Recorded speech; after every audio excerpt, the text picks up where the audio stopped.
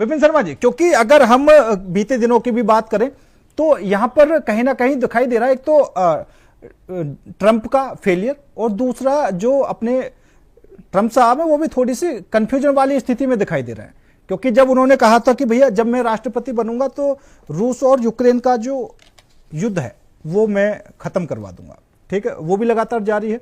दूसरा, इसमें भी वो जो अपनी भूमिका निभा रहे हैं, जैसा अगर हम G7 की बात करें तो G7 में वो ये कहकर चले गए कि ये मत सोचना कि मैं सीज फायर के लिए वाशिंगटन वापस जा रहा हूं, इससे भी कुछ बड़ा मामला है।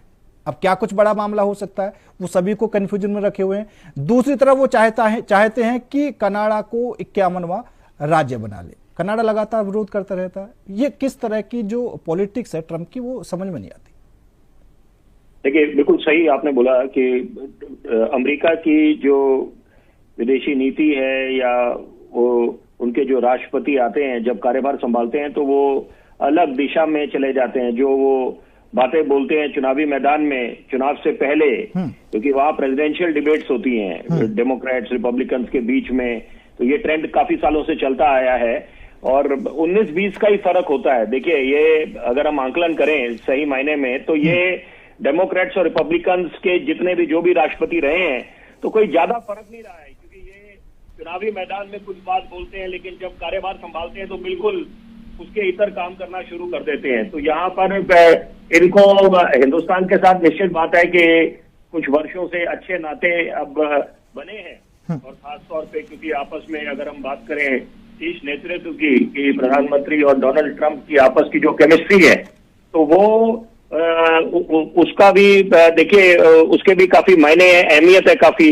लेकिन साथ साथ अगर हम एक अमेरिका का जो नागरिक है उसके दृष्टिकोण से देखें तो वो विफल समझेगा, क्योंकि पहले टैरिफ्स को लेकर जो बात करी, निश्चित बात है कि उनकी यह है कि अमेरिका फर्स्ट की नीति है कि पहले उनके जो डोमेस्टिक प्लेयर्स हैं उनको आपको प्रोटेक्ट करना है। लेकिन इस समय जो अंतरकलह मचा हुआ है, घमासान मचा हुआ है अमेरिका में, तो वो और साथ साथ उनका जो उनको लगता था कि बिल्कुल वैश्विक स्तर पर उनका लोहा माना जाएगा, उनकी बातें हर कोई मुल्क सुनेगा, लेकिन वो ऐसा नहीं हो रहा, वो विफल हो रहे हैं। और यहाँ पर एकाएक G7 के समिट से उनका घर वापस चले गए बीच में, तो उसके पीछे क्या कारण है। और फिर वो एक तरफ फ्रांस के राष्ट्रपति कुछ बयानबाजी कर रहे हैं, फिर उसका वो खंडन कर रहे हैं डोनाल्ड ट्रंप। तो यहाँ इसका मतलब बिल्कुल इससे साफ होता है कि ये ऑल इज नॉट वेल जो जताने की कोशिश अमेरिका की तरफ से हो रही है इस समय।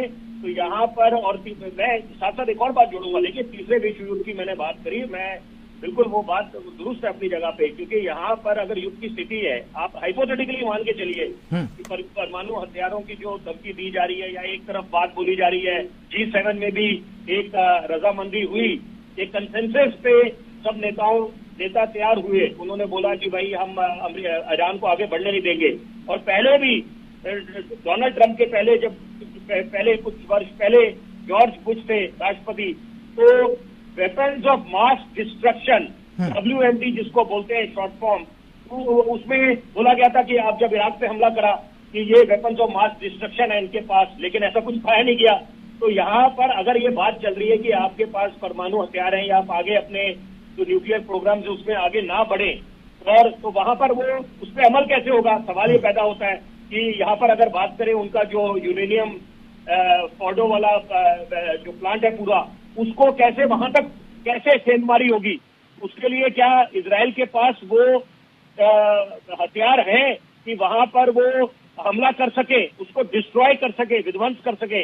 तो ये ऐसी कई बातें हैं। तो मुझे लगता है कि ये निश्चित बात है, एक बात से जरूर इत्तेफाक रखेंगे, डोनाल्ड ट्रंप जो बोल रहे हैं कि कुछ राज गहरा है और कुछ बात है जिसकी वजह से वो उनको बीच में इस दौरे को रद्द करके दौरे पे जाना पड़ा है घर वापस। तो अभी इसके कई मायने निकलेंगे, वो देखिए वक्त के साथ बिल्कुल तस्वीर साफ होगी। लेकिन स्थिति गंभीर बनी हुई है, चिंता वाली स्थिति है, क्योंकि यहाँ पर युद्ध, एक तो पहली बात किसी के इससे हित नहीं होता। पहले भी देखा कि एक मिसाल के तौर पे बोलूंगा कि जब चीन और अमेरिका की ट्रेड वॉर चली तो उससे आर्थिक मंदी के दौर से गुजरना पड़ा। विश्व के बड़ी बड़ी जो आर्थिक महाशक्ति थी वो ग्रस्त हुई, सीधा एडवर्स इम्पैक्ट हुआ उनपे। तो यहाँ पर उसके बाद कोरोना आया, सदी की सबसे बड़ी महामारी। तो इसका मतलब यह है कि जब युद्ध की स्थिति बनती है तो वो पहली बात तो इसका हित नहीं है। लेकिन सवाल ये पैदा होता है, $1 मिलियन सवाल, कि ऐसा कौन सा वैश्विक नेता है कि जो बीच बचाव करके, हस्तक्षेप करके यहाँ पर बीच का कोई रास्ता निकले कि ताकि उससे युद्ध से बचा जा सके। क्योंकि आप उसको हाइपोथेटिकल नहीं मान सकते। या अंग्रेजी का एक मैं शब्द इस्तेमाल करूंगा, पैरानॉय। तो बोले सिर्फ ये पैरानॉय है कि एक वैकल्पिक है कि यहाँ पर कि क्या ऐसा हो सकता है तीसरा विश्व युद्ध। देखिए कुछ भी हो सकता है यहाँ पर। कभी सोचा था नहीं कि सदी की सबसे बड़ी महामारी है कि घरों में लॉकडाउन होना पड़ेगा, तो लेकिन ऐसा हुआ। तो यहाँ पर अभी कम से कम वक्त आ गया है कि सोच जानी चाहिए। और सवाल ये भी पैदा होता है, ये जितनी बड़ी बड़ी संस्थाएं हैं, नाटो की बात करें, यूनाइटेड नेशंस की बात करें, काम क्या कर रहे हैं? रिजल्ट क्या आ रहा है? रिजल्ट क्या आ रहा है कि यूक्रेन रूस का युद्ध चली जा रहा है, इजराइल फिलिस्तीन का युद्ध चली जा रहा है, आपस में अलग अलग लॉबीज बनी हुई है। तो ये मुझे लगता है कि सवाल पूछने का हक एक आम आदमी को भी है कि यहाँ पर इन सब संस्थाओं का जिनका जो गठन हुआ, जब जन्म हुआ तो किसी उद्देश्य से हुआ था, ये कितने सफल हुए हैं उस मकसद में। लेकिन विपिन शर्मा जी, यहाँ पर एक सवाल और खड़ा होता है कि ये जो संगठन है, हम यूएन की बात करें, नाटो की बात करें, ठीक है, ये तब क्यों नहीं सामने आकर इन्होंने कुछ कहा था? अगर हम ट्रंप की फेलियर की बात करते हैं, क्योंकि उस समय तो ट्रंप राष्ट्रपति थे भी नहीं, बाइडेन थे, जब अफगानिस्तान से अपनी सेना इन्होंने बुला ली और वहां पर तालिबान का कब्जा करवा दिया। अगर ये जो यूएन के संगठन है, ये इन बातों को क्यों नहीं उठाते? क्या फिर ये किसी के सपोर्ट में? देखिए अपने तो खिले जंग साई कराई है अमेरिका ने, क्या हासिल कर लिया? इतने साल उन्होंने अपने ट्रूप्स वहां डिप्लॉय करके रखे, उसके बाद आपने वापस बुला लिए, आपने क्या हासिल करा?